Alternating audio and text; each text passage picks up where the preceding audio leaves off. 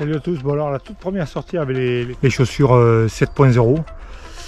Alors je vous ai eu de suite, j'ai kiffé d'entrer la semelle, voilà. Il y a du grip, c'est rigide, c'est même par rapport au 510 supérieur en termes de rigidité. Par souci d'équité, j'ai mis les mêmes semelles internes, donc j'ai viré les semelles de propriété d'origine qui sont plutôt basiques, mais pour mettre voilà, des semelles Sol Star, comme je vous ai présenté précédemment dans d'autres vidéos. Donc voilà, un premier aperçu, première sensation vraiment très positive quant à la semelle, voilà, rigidité, grip.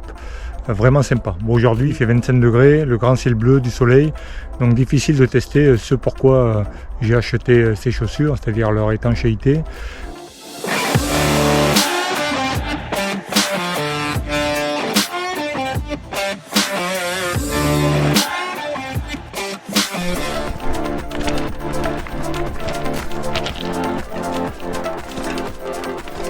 Également pour ceux qui n'aiment pas les chaussures montantes, voilà l'avantage de cette Elite 7.0, c'est qu'au départ c'est une chaussure basse, voilà, qui a été habillée avec une membrane imperméable.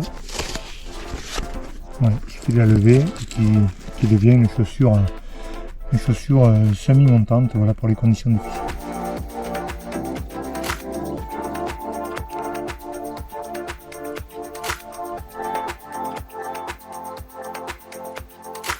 Allez, imaginons par exemple, vous avez ces chaussures, vous avez chaud aux pieds, il y a des grosses amplitudes thermiques, voilà, c'est tout simple.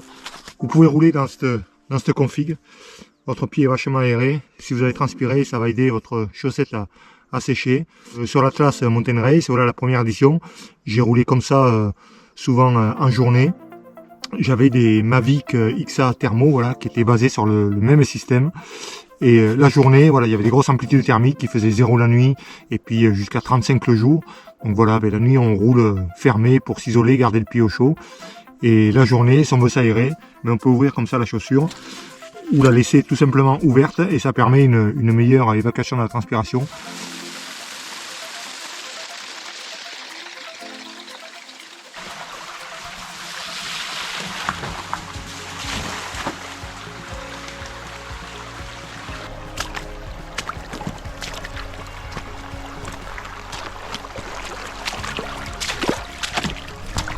Bon, pour le test traversée de ruisseau, c'est nickel, je confirme, chaussures imperméables. Voilà, un autre avantage, voilà, d'une semelle type pédale plate, c'est que au niveau du grip, voilà, sur les dalles et les rochers mouillés, c'est plutôt sympa, voilà, comparé à une semelle hyper rigide avec des crampons très durs à pour pédale auto.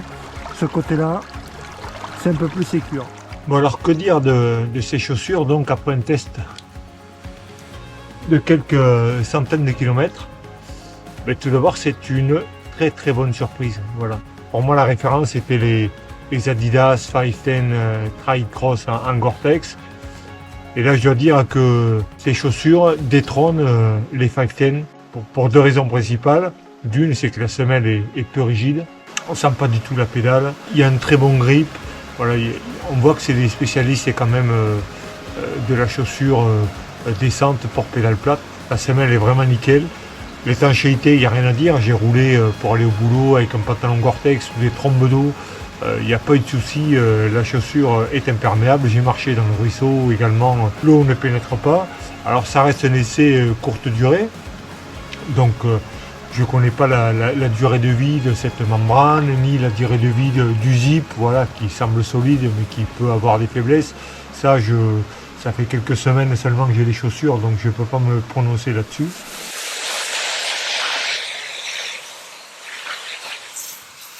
Voilà, les pieds au sec comme on a vu. Allez, à bientôt et sans doute très bientôt pour un essai d'autres chaussures hivernales. Salut!